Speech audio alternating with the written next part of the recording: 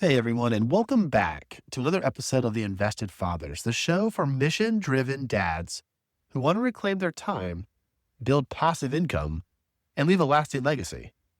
If this is your first time here, I'm Kenny Johnson, your host, founder of East West Capital. I'm a husband, father, and passionate real estate investor.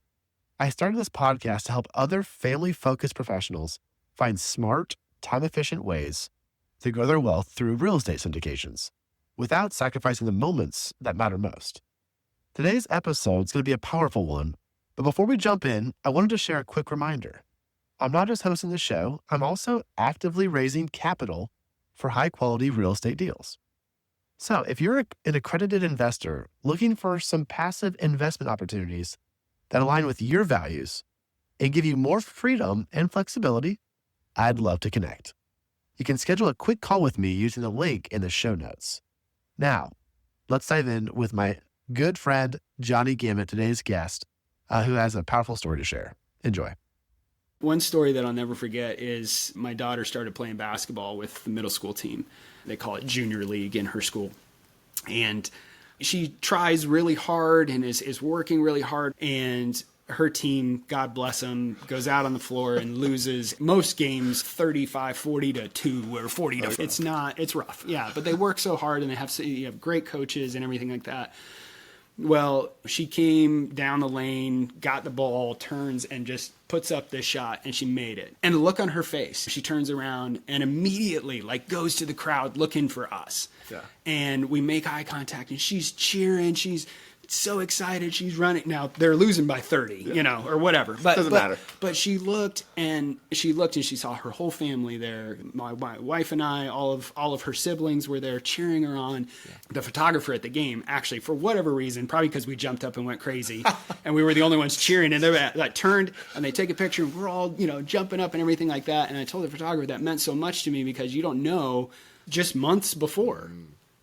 I had made that career transition and all that kinds of things, I wouldn't have been there. I would have missed that whole moment. Yeah, man. And I would have missed, that's something you can never get back. That was her first basketball basket. Yeah. And my wife could have told me about it. She could have recorded it on her phone or whatever. But the fact that my daughter made the basket and then immediately turned to the stands looking for us. Yeah. And as a dad, you can't put a price on that. Are you a hardworking dad, juggling family responsibilities while dreaming of building wealth through real estate? Welcome to the Invested Fathers podcast, where we explore how to balance investing and fatherhood. I'm your host, Kenny Johnson, founder of East West Capital. Over the past 5 years, I've been buying real estate to free up my time and secure my family's future. Now I'm here to help you do the same. Join me as we navigate the real estate world together, building wealth and strengthening our families. As my grandma always said, East West, home's best.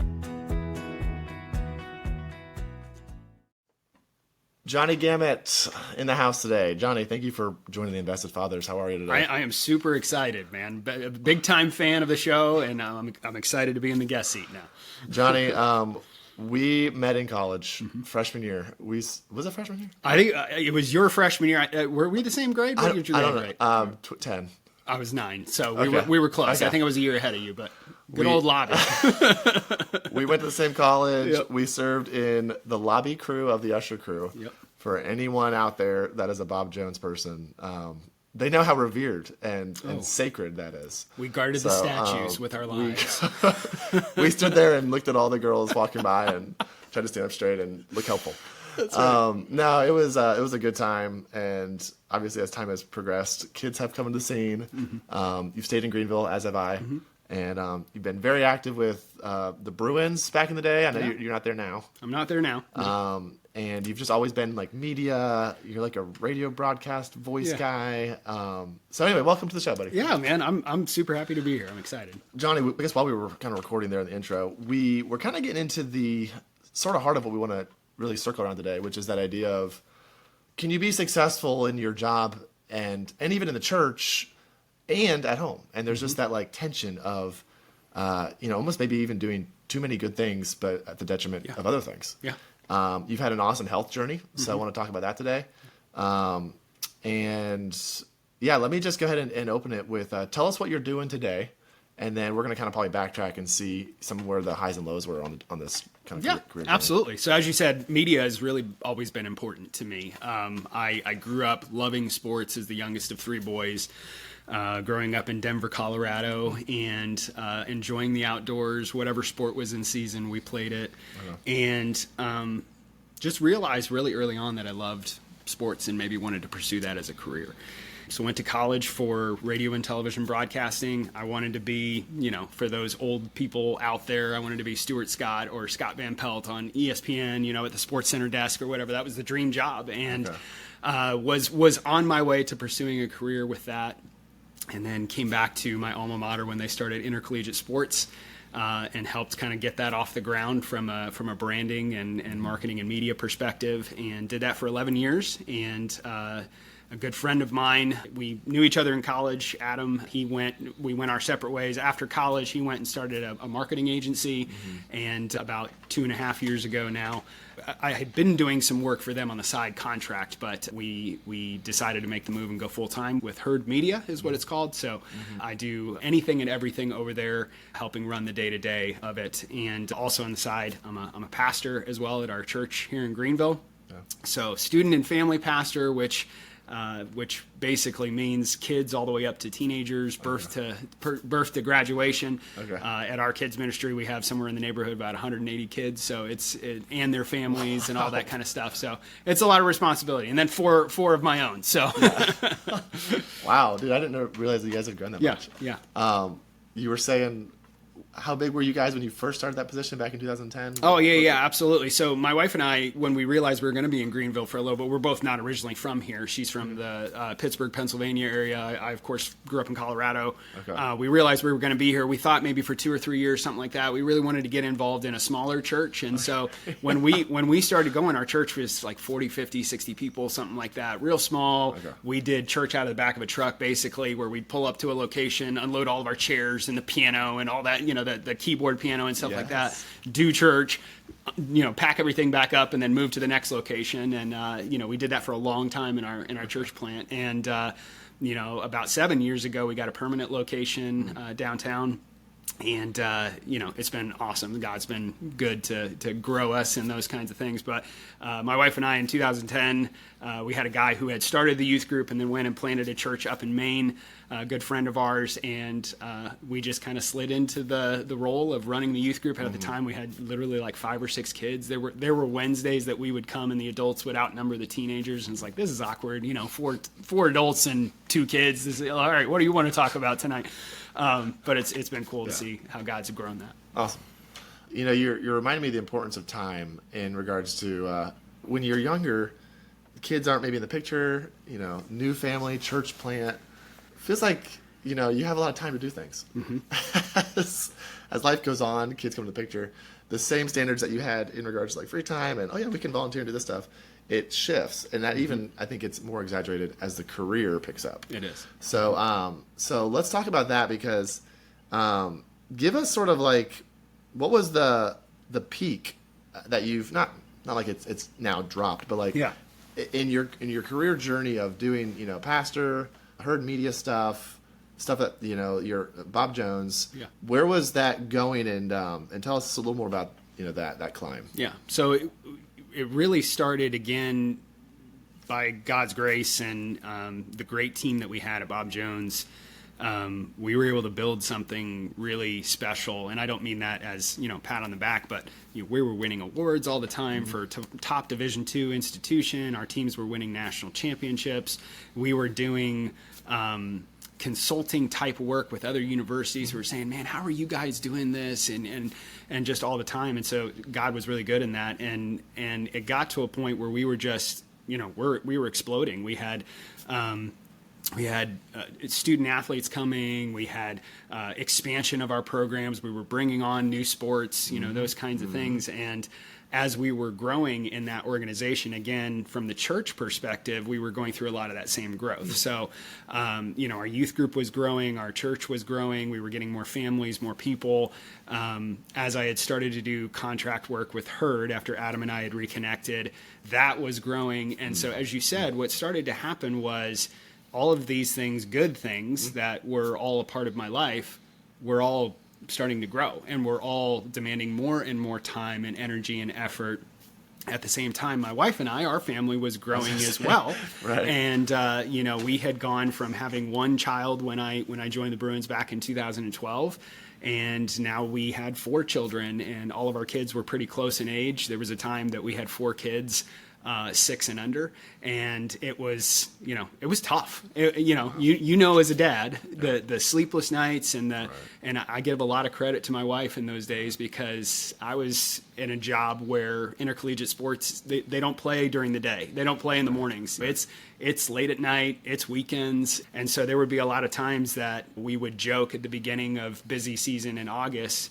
I would kiss my wife and say, I'll see you in March, or I'll see you in May, those kinds of things. And we said it in jest. And then with the church responsibilities and everything like that it just got to be where the time with the kids was starting to get smaller and smaller and smaller. And I started to notice it more. When kids are young, they don't complain. They love to see you anytime you're there. Oh, Dad's here, and they come screaming, Dad's home, those kinds of things. Right. As they get a little bit older, they start to question, why are you gone so much? Right. Like, where are you going? Right. It's hard to walk and get in the car and drive away when your 4-year-old or 5-year-old is like, you're gone again? Right. And that's when I really started to think, like, do I really want to do what I'm doing continuously? And not even just the mental stress, the physical stress. I actually ended up in the ER one time just because of like physical stress and kind of all of it coming to a head. And I think it was God using those times to be like, look, you got to slow down. You're doing way too much for one person.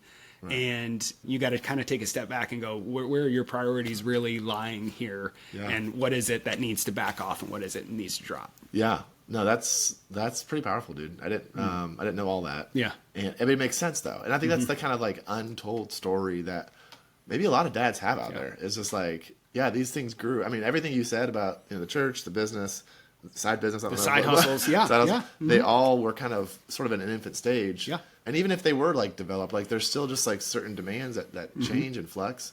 And I think what's really cool, I mean, you mentioned God. I absolutely agree. I think God brings us sort of to our knees sometimes. Yeah. It's just like, hey, like, what are you doing? Like, let's reset maybe. ER.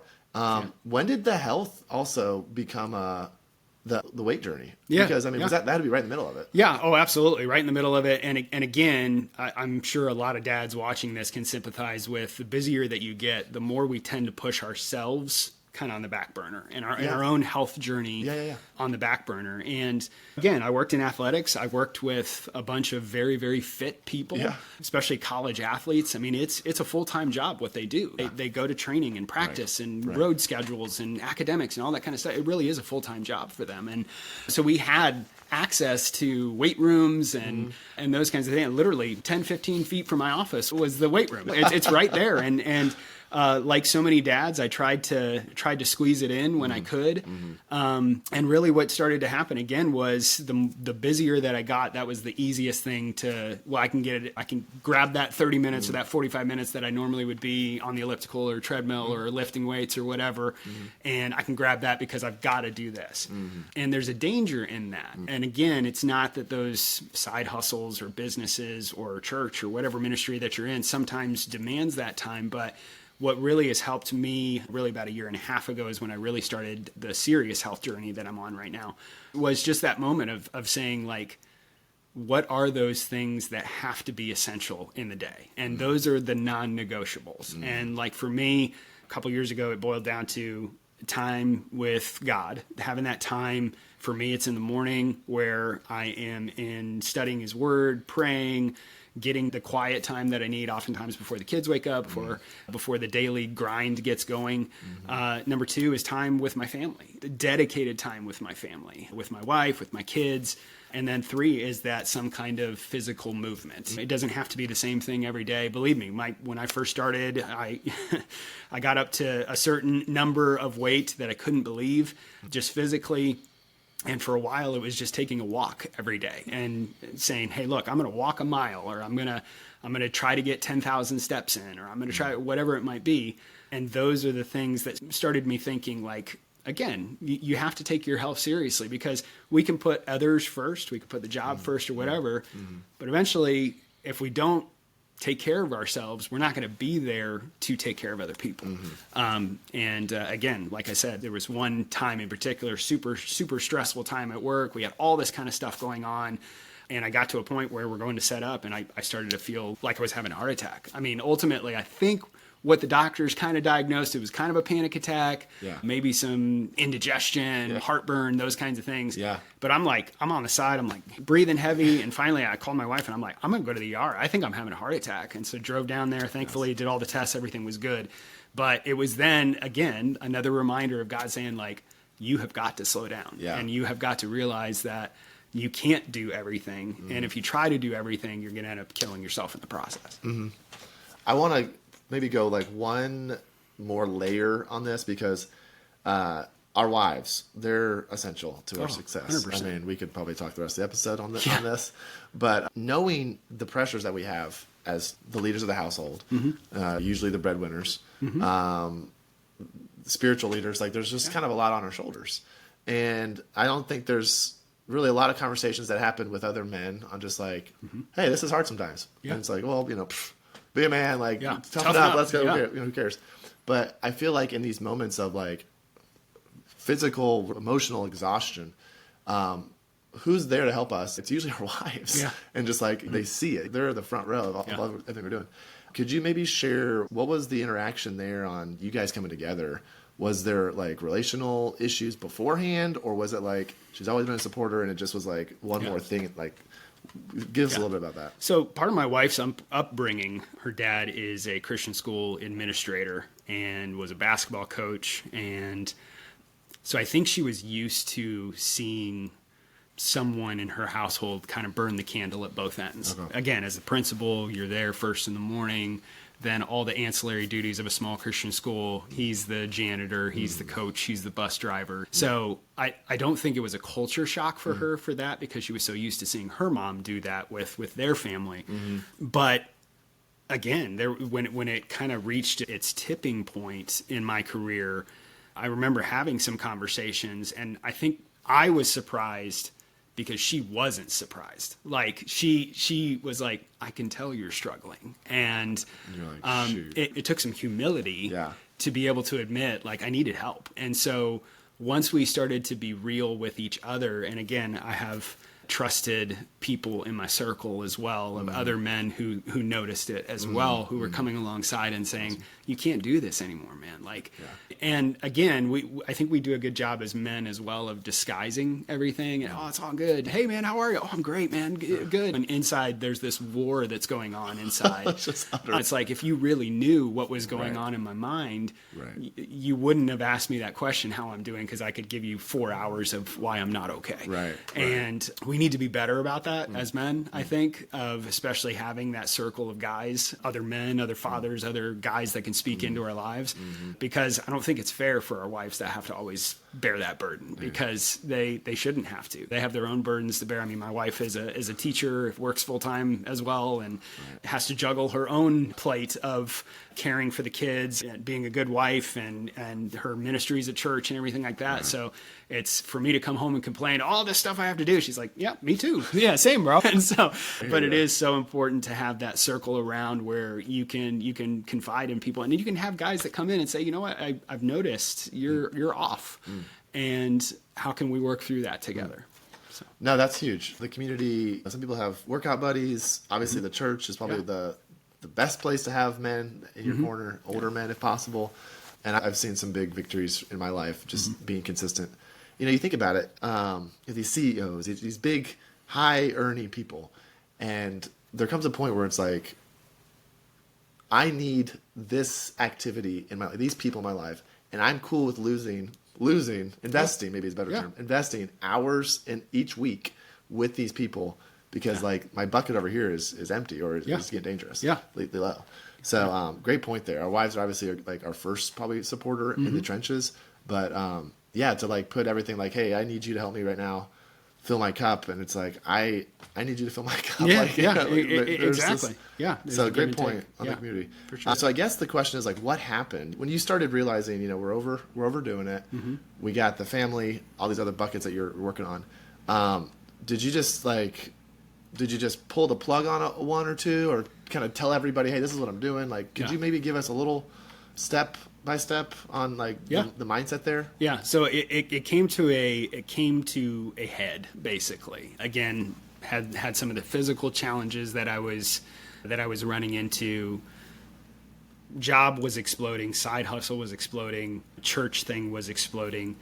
And again, I credit my wife, I credit a lot of people in that inner circle, even my own parents and family, who kind of just came alongside and just said, what do you want to do for the rest of your life? And for me, I realized I couldn't do it all anymore, and I didn't want to do it anymore. And again, I was missing out on key moments with my kids. I was going days and days without kissing them, or, to bed at night, or tucking them in at night. There was times in busy season, I would drop them off at school. Mom would pick them up from school. They would do dinner together, everything like that. I wouldn't see them. And then by the next morning, because it was so busy, I would have woken up already and left. And so they would be, 2-3 days without even seeing me. It really was a reprioritization for me of saying, like, as a man and as a man who follows Jesus, like, my primary role and responsibility is to follow him, but the secondary role that God has given me is to be a husband and a father. And then all the work stuff and all the providing for the family, like, that's all underneath all of that. And so for me, what I had allowed to happen is the goals and the careers and the aspirations of my own personal journey had risen to the same priority as that father, husband, even follower of Jesus role. And it was like, I have to do all these things because I have to keep it all in balance. And what I realized was, to do those top things effectively, they have to have their own priority, and then let the other things fall by the side. So anyway, as I was saying, it all kind of came to a head. My boss at the time, over at Bob Jones, was feeling some of his own internal struggle in terms of career, family balance, those kinds of things. And we just, at our routine monthly lunch, he just confided in me and said, you know what, I think my time is coming to an end here. I want you to pray about being the next athletic director at Bob Jones. And I was like, okay. I don't think he knows all the internal struggle that I'm going through right now. Like what? And so I remember coming home to my wife, and she actually, when I told her about it, she kind of chuckled and said no. And I said, I felt the same way. Hard no, Johnny. But I wanted to make sure you felt the same way. And at the same time, I mean, God had really started to burden my heart more for pastoral ministry. Again, because things were so busy at work and side hustles and family and everything like that, we really weren't giving our all in the ministry of youth ministry and kids ministry like we could, because we just didn't have time. And so as it was growing, we were seeing God work in the lives of our teens and in kids and those kinds of things. And it was like, but we only have this little pocket of time that we can give you each week. And even the pastoral staff at our church started to recognize that, but also started to recognize, like, we want you to be in this role, but we want someone in this role who's really going to help grow it and develop it and those kinds of things. So at the same time, I was approached about, again, I had served in that capacity, was approached about actually going through the official ordination process, which, again, for those maybe that are watching that are not as religious or anything, it's kind of the church's stamp of approval on someone. Just in terms of, do you know the doctrines of the faith? Do you know and can you teach? And all these kinds of things. So went through that process with 6 or 7 guys on my ordination council, and basically all they do is grill you about the Bible, and you write a personal statement of faith about all the different categories of the doctrine of God and Scripture and Jesus and all this kind of thing, and then they ask you questions about it. And so I went through that not with the anticipation of joining the pastoral staff, but just, this is going to be a good thing, and needed to do this anyways. And so praying about the AD position, praying about what God is doing in the pastoral position. At the same time, was doing contract work for them, had approached me and basically said, hey, I know you're pretty invested at Bob Jones. Like, we're growing so much. Would you ever consider coming to us full time? And so, like, it was very clear God was like, you're going a certain direction. Like, here's some options and paths, but it's very clear you're going to make a decision, and one of those things you're going to have to leave. You can't do all three anymore. And so we had prayed about it for a long time, and again, I could go on and on and on about this, but just the direct ways that God worked in that particular situation. After I passed the ordination council or whatever, a couple months later, some of our leadership team came back and said, we actually would love for you to join the pastoral staff. We can only do it part-time right now because of the size of our church or whatever. And I'm like, I got 4 kids. I can't do that. Right. And again, at the same time, the herd guys came back and were like, hey, we'd love for you to work full-time. It's a little more flexible. It's more project work. You can work remote, those kinds of things. And it was like, this is the alignment that I was looking for. And again, I loved my time at Bob Jones, loved my time with the Bruins athletic department. I actually was this last April inducted into the 2025 class of Hall of Fame. And yes. I said in my Hall of Fame induction speech, especially to my kids, I wasn't always a Hall of Fame dad. And they made a lot of sacrifices. But at the end of the day, like the biggest thing for those dads that are struggling with this right now is I had to ask myself, would I rather be a Hall of Famer professional or a Hall of Fame dad? And like, because I maybe there's people out there who have done it better than I did in juggling that high stress busyness and family. I couldn't do it. And it was, and I've met a lot of dads who struggle with that too. And so like there came a point for me, it was like, I'm willing to make that sacrifice of keep going up that ladder because my family means more to me than that. And my wife means more to me than that. My kids mean more to me than that. And other things, my own health journey and spirituality and all these kinds of things, like that needs to have a better grasp in my life than chasing titles and chasing the admiration of peers and awards and accolades and all those kinds of things. And so that's really where it came to me. Man, that's Johnny. Well done, man. That's a lot. In fact, it's funny because like I know you, I've kind of seen you in and out over the years, and it's like you don't know what people are really going through throughout everything. So it's really cool, sort of at least at this moment, to know where you're at today and sort of where those values are. Maybe if you don't mind, share some of the victories with. I mean, I guess maybe since you left the Bruins and kind of have decided, hey, these are the values I have. What's been some things that you've been like, I got this. Like this was sort of a cool victory. Yeah, I'll share one story with that. We have a good friend who, again, my oldest is just became a teenager, 13 all the way down to 7 at this point. And that's a victory in itself. I know, right? I'm still alive, and people wonder why I don't have any hair and that I'm getting gray in the beard and everything like that. But one story that I'll never forget is my daughter started playing basketball with the middle school team. At the time, upper elementary, but middle school, elementary crossover, and they call it junior league in her school. And she tries really hard and is working really hard or whatever. And her team, God bless them, goes out on the floor and loses most games 35-40-2 or 40-. It's rough. Yeah. But they work so hard and they have great coaches and everything like that. Well, she came down the lane, got the ball, turns and just puts up this shot, and she made it after this like game 8 or 9 in the season. Yeah. And the look on her face, she turns around and immediately like goes to the crowd looking for us. Yeah. And we make eye contact and she's cheering. She's so excited. She's running. Now they're losing by 30, or whatever. But doesn't matter. But she looked and she saw her whole family there. My wife and I, all of her siblings were there cheering her on. Yeah. And so I told the person afterwards, the photographer at the game, actually, for whatever reason, probably because we jumped up and went crazy, and we were the only ones cheering, and they turned, and they take a picture, and we're all, jumping up and everything like that, and I told the photographer that meant so much to me because you don't know, like, in my, just months before, I had made that career transition and all that kinds of things, I wouldn't have been there. Yeah. I would have missed that whole moment. Yeah, man. And I would have missed, like, that's something you can never get back. That was her first basketball basket. And my wife could have told me about it. She could have recorded it on her phone or whatever.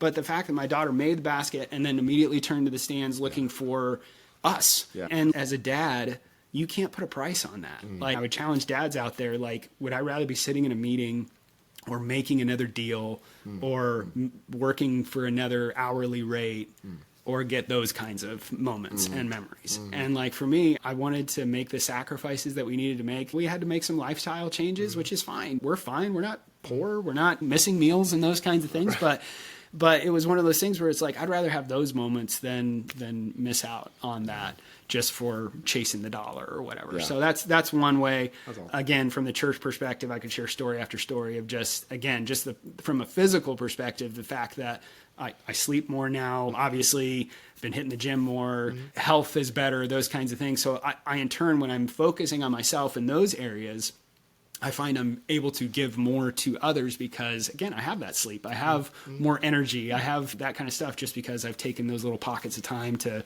make sure that I can be as best as I can be for everybody around me. I love that story. I actually kind of got chills and like was like fighting back a little bit of tears. Yeah. So that's a really good story. Yeah. And I mean, to me, it's like you can't put a price tag on that moment. Exactly. And if people are rolling their eyes about that, and I can't make it every game.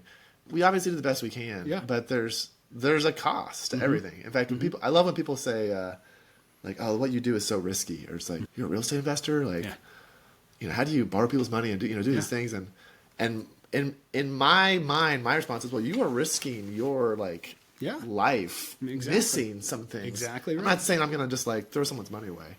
Like there's obviously calculated like due diligence things that I do. But if we're just risking our time, like I feel like I'm making the right choices. Absolutely. So, and everyone has to kind of come to grips on that for themselves. Yeah. I'd rather get on my deathbed someday and have my kids go, my dad was always there for me. I didn't have the nicest cars and the nicest shoes or whatever it was, but my dad was there at every single, because that's how my dad was. I'm sure that's how your dad was. They balanced professional life, but my dad was at every sporting event for me. And we didn't always have the nicest things, but like, who cares? Yeah, right. Like, I don't care. I never ever thought. I never wore Abercrombie growing up, and it was all right. I made it. It's okay. Yeah. No, that's a great lesson, and kids may not understand that now. My son's 8, but I'm very involved in his life, and I feel very fulfilled with my relationship with him in regards to like, just the closest we are. Absolutely. So anyway, for any dads out there that are feeling maybe the pull to pull back, pull toward the kids more. Let this be a message of like, do it, man. You won't regret it, man. I'm telling you, you won't regret it. Obviously, it has to be calculated. You have to think about what is it that you can drop out of your life. And again, for some people, it might be a career change. It might be going all in on that side hustle that has really grown, and they've realized, look, I can leave the 9 to 5. It's going to be a little bit of a leap of faith. Because I know you even did that with your career with landscaping and everything like that. And there comes a point where it's like, I'm going to go all in on this. But the primary goal is not so that I can make millions of dollars, but it's so that I can invest my skill set to yes, provide for my family, but I can get back that time that I can then reinvest into my wife and kids and the things that I'm more passionate about. Yeah. So. Yeah. Love it, Johnny. I wanted to see here, just in regards to time blocking, first off, curious, like, what are the hobbies right now? Because I feel like what's important, like the sort of fun and recreation hat. I would imagine during the like hard times that was zero. Yeah. So now that there's been some, removing some things, looking at the balance of my life.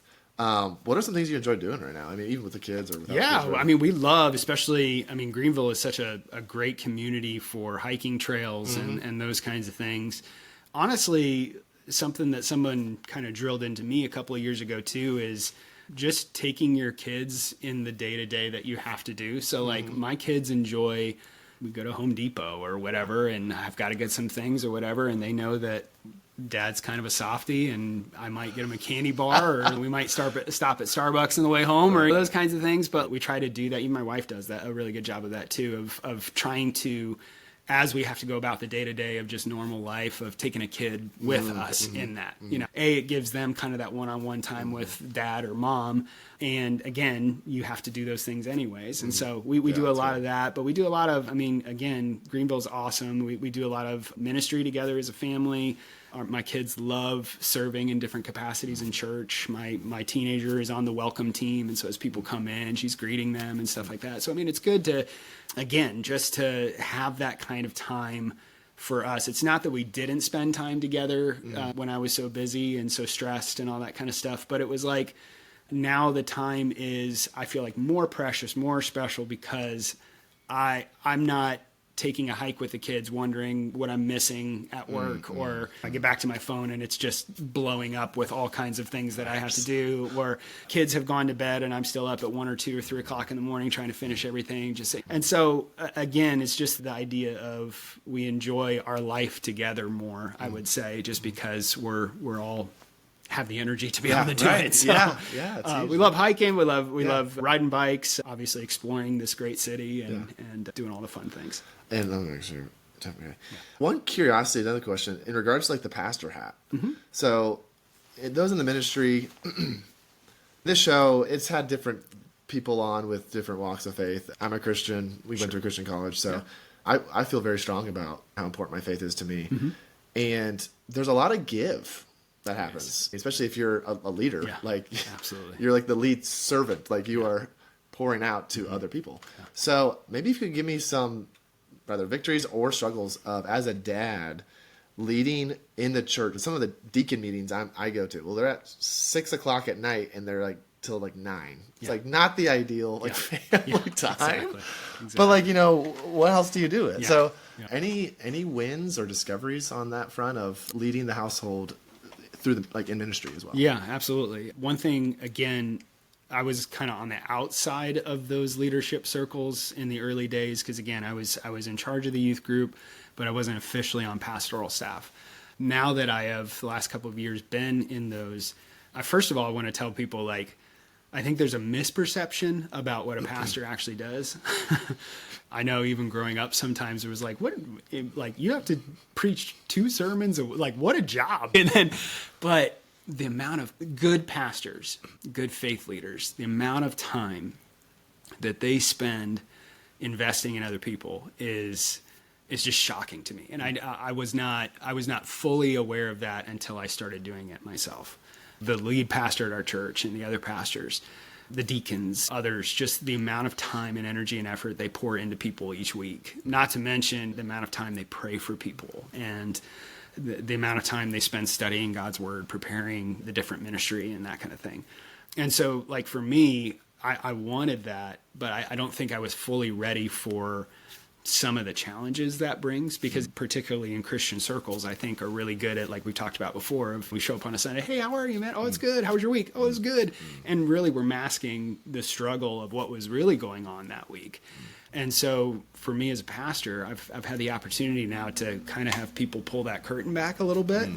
And you realize that there is a lot of struggle that people are going through. And what I hope people will understand, especially those in the Christian faith, is that it's okay. It's okay. We're all struggling. Like, we're all on a journey. And just because I'm in a role of a leader in pastoral ministry doesn't mean, like I've shared today, doesn't mean that I have my own baggage and my own struggles that I'm going through, even on a weekly basis. You know what? My kid might not slept through the night last night either, and that's okay. We can come together and we can encourage one another, and let's go get a cup of coffee together and make it through this. But as Christians, we need to be better about just opening up to each other. And again, I could share obviously story after story and the ways God has allowed my wife and I, because of the lack of busyness in the evenings now, we've really tried to open our home more to people and have more people over. And again, we couldn't do that before. And so the amount of conversations we've been able to have through that.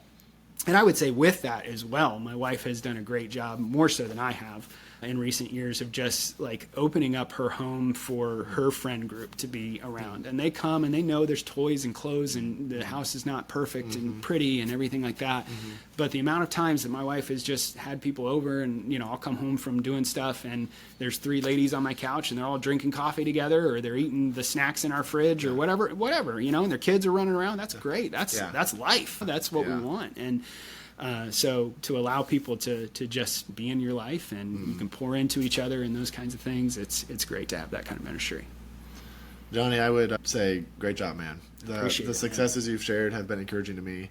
And I love that you said we're all struggling. It's totally true. The people I see at the gym and these, I'm like, Christian Kenny doesn't cuss and all these things. It's like, hey, like, I'm not perfect. Exactly. And we need community. Like, we need each other. And having people over with the house messy, love that. Yeah. We struggle with that a little bit in regards to, just push it all in the closet, man. Just shove it all in the closet. Have that closet. And don't open that closet. No, that's very good. Thank you so much for sharing everything today. Jonny, if people want to keep track of what you were up to, you mentioned a few things. How would you direct them on kind of either get in touch with you or following your journey? Yeah, absolutely. So probably LinkedIn is the best for people, particularly that are watching this show or listening to this show. I'm pretty active on LinkedIn. It's just Jonny, Jonny. Gamet is game with a T. Yes, it does sound like a swear word. So that's I could tell you story after story of that, of coaches growing up at that got yellow cards and technical fouls because they would scream my last name and the official thought that he was getting sweared at. So that's great. But anyway, Jonny Gamet, would love to connect, especially with those of you that I can be an encouragement to. Again, as a dad, we're all struggling through this together. As a professional, we're trying to provide for our families and just do the best that we can. Jonny, thank you for joining us today. Take care, buddy. All right, thank you. Thank you for listening to this episode of the Invested Fathers podcast. If you liked this episode, we would love for you to click subscribe and leave us a 5-star review. We appreciate all of your hard work as a father and look forward to our next episode together.